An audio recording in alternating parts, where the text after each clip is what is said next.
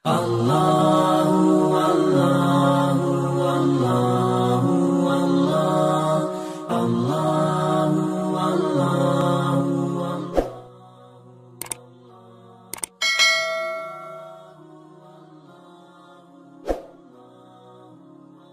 Assalamualaikum warahmatullahi wabarakatuh. Baiklah, nama saya Lili Rahmawati. Saya di sini akan menjelaskan tentang sejarah masuknya Islam di Kalimantan. Pertama, itu sejarah masuknya Islam di Kalimantan Barat. Yang mana masuknya Islam di Kalimantan Barat itu tidak diketahui pasti. Masih banyak perbedaan dari semua kalangan. Yang mana ada pendapat yang mengatakan bahwa masuknya Islam pada Kalimantan Barat itu pada abad ke-15. Ada juga yang mengatakan pada abad ke-16. Daerah pertama yang diperkirakan terdahulu mendapat sentuhan agama Islam itu yang pertama Pontianak, yang kedua Matan, yang ketiga Mempawah. Islam masuk ke daerah-daerah ini sekitar pada tahun 1741, 1743 dan 1750. Yang mana pada masa ini awalnya ini menurut versi pembawa yang bernama Syarif Hussein. Ada juga versi lain mengatakan oleh Syarif Abdurrahman Al-Qadri, yang mana dia adalah putra asli dari Syarif Hussein, yang mana dia juga adalah putra asli dari Kalimantan Barat itu sendiri. Setelah itu ada beberapa faktor yang pengaruh dari masuknya Islam ke Kalimantan Barat. Itu yang pertama melalui faktor perkawinan, yang kedua melalui faktor perdagangan, yang ketiga melalui faktor dakwah, yang keempat melalui kekuasaan, dan yang kelima melalui kesenian. Yang pertama itu melalui perkawinan, yang mana terjadinya perkawinan antara kerajaan Pontianak dengan kerajaan Matan, yang mana dari kerajaan Pontianak itu adalah rajanya yaitu Syarif Abdurrahman Al-Qadri menikah dengan Nyai Tua Putri Dayak dari kerajaan Matan. Jadi pada masa melalui perkawinan ini masuknya Islam itu dadanya dari orang Dayak Iban datang ke daerah Batu Ngandung, yaitu mayoritas penduduknya bersuku Melayu. Mereka tinggal dan menetap lama di daerah tersebut. Jadi agar bertujuan orang-orang Iban itu lebih menyatu dan dalam hal-hal minum. Jadi mereka disuruh untuk melakukan perkawinan. Setelah itu melalui perdagangan, yang mana terjadinya perdagangan di pesisir pantai itu seperti kota Pontianak, Ketapang, Sambas, dan menyebar ke perhuluan sungai. Yang ketiga itu melalui dakwah, yang mana melalui dakwah tersebut itu dari kota ke kota, yang mana materinya itu tentang membaca Al-Quran, fikih, dan dilakukan di masjid dan di rumah atau lain-lain. Setelah itu melalui kekuasaan, yang mana Islamisasi ini terjadi pada masa Sultan Aman pada kerajaan Sintang. Pada masa ini beliau melakukan peperangan ketika ada suatu kaum tidak mau masuk Islam, yang mana tercatat ada beberapa kerajaan yang tidak mau masuk Islam. Yang pertama kerajaan Silat, yang kedua kerajaan Sohaid, yang ketiga kerajaan Jongkok, dan yang keempat kerajaan Selimbau. Setelah itu ada melalui kesenian. Materi selanjutnya tentang masuknya Islam di Kalimantan Selatan, yang mana dalam Hikayat Banjar tidak disebutkan siapa nama penghulu dari Demak yang mengislamkan atau melaksanakan pentasbihan Raden Samudra, yaitu sebagai kerajaan Islam pertama di Kerajaan Banjar. Ada yang mengatakan dalam sejarah Banjar itu yaitu dikenal dengan seorang penghulu yang bernama dengan Hatib Dayan, yang mana bagi masyarakat Banjar Hatib Dayan dikenal sebagai penyebar Islam pertama di Kalimantan Selatan. Dia juga orang yang mengislamkan pertama seorang Raden Samudra. Makamnya terdapat di dalam kompleks makam Sultan Syuransyah, yang mana dalam Hikayat Banjar disebut bahwa mantri Demak dari penghulu Demak tersebut setelah mengislamkan Sultan Syuransyah, mereka kembali ke Demak. Oleh karena itu, bukan tidak mungkin bahwa Hatib Dayan adalah orang Banjar sendiri yang lebih banyak perannya dalam menyebarkan Islam. Setelah itu, ada banyak pendapat yang mengatakan peristiwa datangnya penghulu dari Demak tersebut. Pada abad ke-15, ketika permintaan cengkeh bertambah besar, maka tanaman yang dahulunya hanya merupakan hasil hutan, kemudian ditanam di perkebunan. Usaha perkebunan cengkeh yang mulanya terdapat di Ternate, kemudian Seram dan Ambon. Para pedagang mujarab yang beragama Islam, kemudian juga daripada pedagang Cina, banyak yang beragama Islam. Banyak juga yang mengatakan dalam rangka menghadapi pengaruh Tumenggung, Patih masih menasihatkan kepada Raden Samudra untuk meminta bantuan kepada kerajaan Islam Demak. Tindakan Patih masih tersebut menunjukkan adanya simpati terhadap orang Islam yang sedikit banyaknya sebagai seorang penguasa bandar telah mengetahui perihal kemudian pedagang-pedagang Islam yang pernah datang ke bandar masih sebelumnya. A few moments later. Baik, selanjutnya yaitu masuknya Islam di Kalimantan Timur. Masuknya Islam di Kalimantan Timur dimulai pada abad ke-17, berawal dari kerajaan Banjar yang berasal dari Kalimantan Selatan, yang dikomandoi oleh Datuk Rimbandang dan Tuan Tunggang Parangan. Ekspedisi mereka berjalan dengan lancar, dan sejak itu Datuk Rimbandang kembali ke Makassar, sedangkan Tuan Parangan menetap di Kutai. Pada masa inilah Raja Mahkota mulai menganut ajaran Islam. Selain daerah ini, Islam juga datang dari arah timur yang dibawa oleh pedagang Bugis Makassar. Islam yang datang diterima dengan baik oleh kerajaan Kutai dan kemudian berubah menjadi kesultanan pada abad ke-18. Sultan pertama yang memerintah di Kesultanan Kutai adalah Sultan Haji Muhammad Idris pada tahun 1732 sampai 1739 Masehi. Pada masa pemerintahan Sultan Haji Muhammad Idris, beliau pergi ke Sulawesi Selatan untuk menolong rakyat Sulawesi yang sedang berperang melawan penjajahan Belanda. Sehingga tahta Kesultanan Kutai itu kosong dan direbut oleh Haji Kado yang resmi menjadi sultan dengan gelar Sultan Haji Muhammad Aliuddin pada tahun 1739 hingga 1780 Masehi.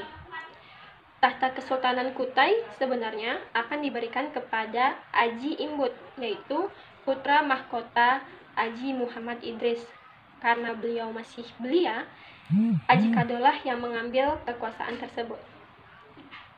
Setelah Haji Imbut tumbuh dewasa dan dinobatkan sebagai Sultan Kutai dengan gelar Haji Muhammad Muslihuddin pada tahun 1780 hingga 1816 Masehi.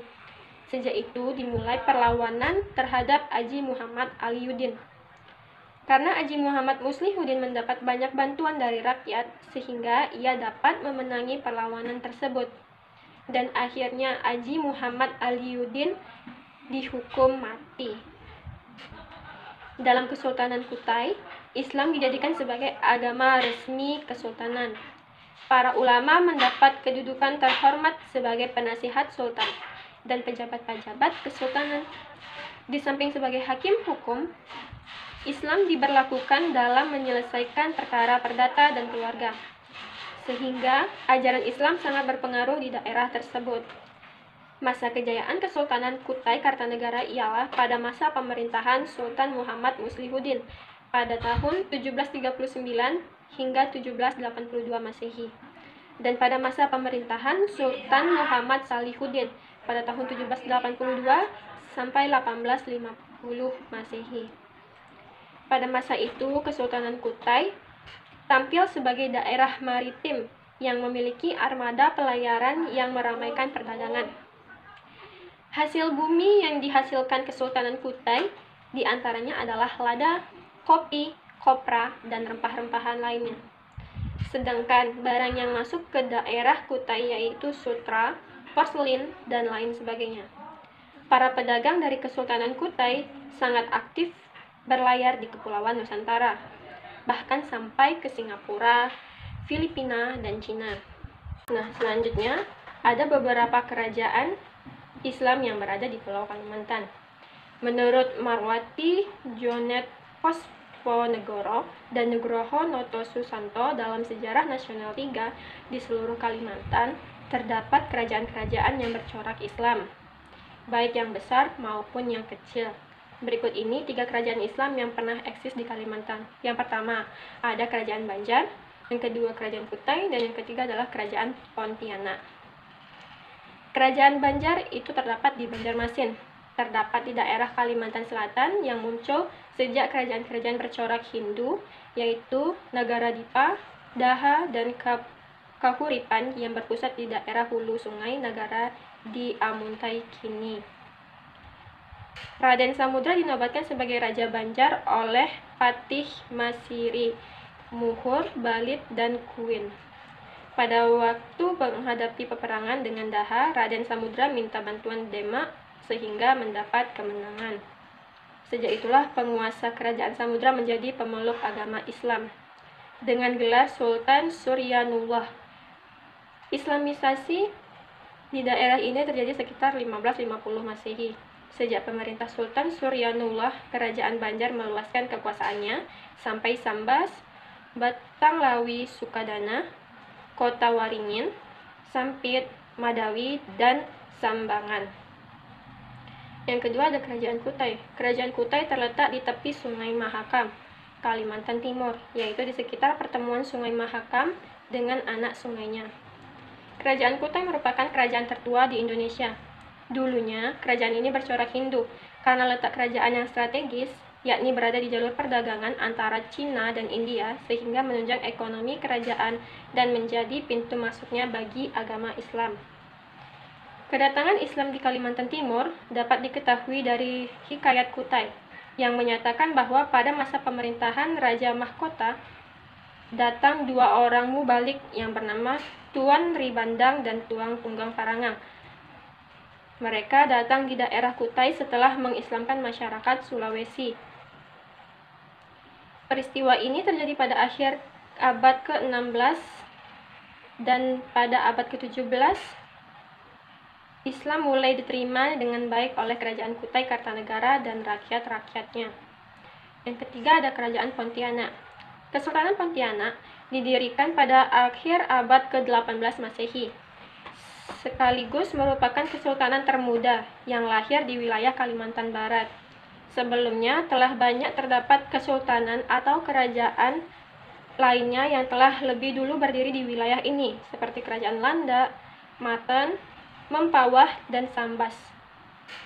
Syarif Abdurrahman Al-Qadri dinobatkan sebagai Sultan Pontianak pertama. Letak pusat pemerintah ditandai dengan berdirinya Masjid Raya Sultan Abdurrahman Al-Qadri dan Istana Qadariyah, yang sekarang terletak di Kelurahan Dalam Bugis, Kecamatan Pontianak Timur.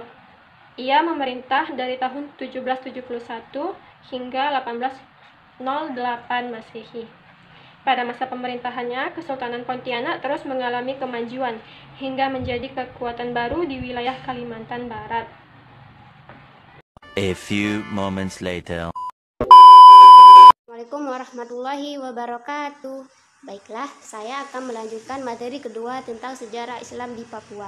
Secara geografis, tanah Papua terletak pada daerah pinggiran Islam di Nusantara, sehingga Islam di Papua luput dari kajian para sejarawan lokal maupun asing.